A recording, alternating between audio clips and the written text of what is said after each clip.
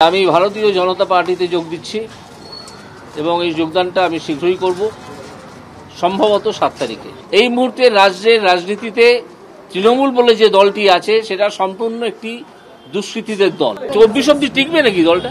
2-3টে অ্যারেস্টের প্রয়োজন। 2026 অব্দি দলটা টিকবে? ওখানে 2-3টে অ্যারেস্টের প্রয়োজন। দেখবেন পুরো দলটা ভেঙে পড়ে গেছে। বললাম না, ভুসি মাল একটা, একবারে ভুসি মাল। এইবারে দেখবে ও শিক্ষা দীক্ষা রুচি সব একদম পরিষ্কার হয়ে যাবে। 1 নম্বরের ভুসি মাল, 2 নম্বরই মাল, একদম পুরো 2 নম্বরই মাল। কথাই ভালো করে বলতে পারে না, ওই ইংরেজিতে বলুক না 1 ঘন্টা কথা।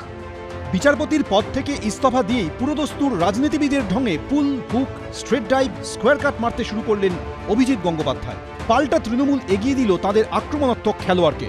পাওয়ার প্লের ঢঙে প্রথম থেকেই ব্যাট ঘোরাতে শুরু করে দিলেন কল্যাণ বন্দ্যোপাধ্যায়। এটাকে কোনো পলিটিক্যাল পার্টি বলে আমি মনে করি না, এটা একটা যাত্রা পার্টি। তাদের যাত্রাপালার নাম হচ্ছে মামাটি মানুষ।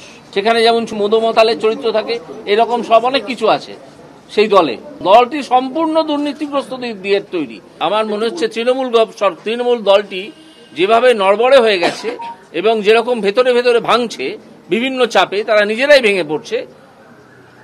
তাতে আমার মনে হয় যে 2009 সালে সিপিএম এর যেরকম অবস্থা হয়েছিল, এই 2024-এ তৃণমূলের সেরকম অবস্থা হবে। অভিষেকের গায়ে এতটুকু আঁচড় ওরা কাটতে পারবে না।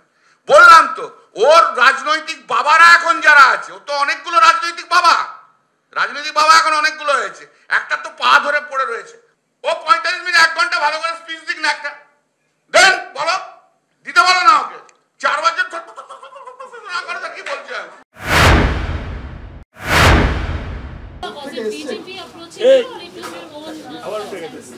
No, both approach towards themselves.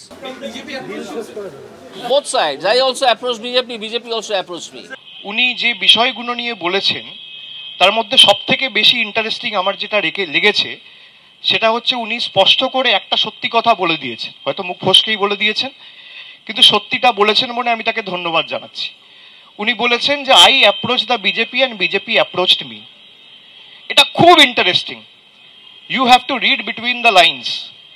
উনি তার মানে স্পষ্ট করে বলছেন যে আমি যখন বিচার ব্যবস্থায় বিচারকের চেয়ারে বসে বিভিন্ন শুনানিতে আমার রায় দিয়েছি বা আমার এজলাসে যে সমস্ত ঘটনার শুনানি হয়েছে, সেই সময়ে বিজেপি আমার সাথে যোগাযোগে ছিল এবং আমি বিজেপির সাথে যোগাযোগে ছিলাম। বাকিটা আমি সাধারণ মানুষের কাছে ছেড়ে দিলাম। আমাদের সাথে অনেকদিন ধরে কথা চলছে। মাননীয় বিচারপতি উনি যবে থেকে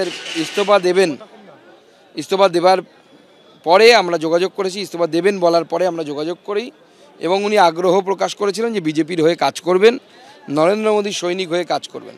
সেজন্য বিজেপিতে স্বাগত। দেখুন, আমি অনেক দিন ধরেই বলে আসছি যে প্রাক্তন বিচারপতি অভিজিৎ গঙ্গোপাধ্যায় রাজনৈতিক পক্ষপাত দুষ্ট হয়ে বিচার করছেন এবং সে কথা আজকে প্রমাণিত। এবং তাই জন্য উনি রাজনৈতিক চিন্তাভাবনা নিয়ে সমস্ত মামলা ডিসাইড করেছেন। ওনার যত জাজমেন্ট বা অর্ডার দিয়েছে তার 85% মামলা হয় ডিভিশন বেঞ্চ, না হলে সুপ্রিম কোর্ট সেটা সাইড করে দিয়েছে। ওনার একটা জাজমেন্ট দেওয়ার যোগ্যতাই নেই। উনি বিচার ব্যবস্থার একটি কলঙ্ক হয়ে গেছিলেন। উনি বিচার ব্যবস্থার কলঙ্ক। উনি কলকাতা হাইকোর্টের ডিগনিটিকে নষ্ট করেছেন। সব মিলিয়ে অভিজিৎ গঙ্গোপাধ্যায়ের রাজনীতিতে প্রবেশ ঘিরেই এখন বঙ্গ রাজনীতিতে তুলকালাম। পার্থপ্রতিম ঘোষ, সৌভিক মজুমদার, কৃষ্ণেন্দু অধিকারী, এবিপি আনন্দ।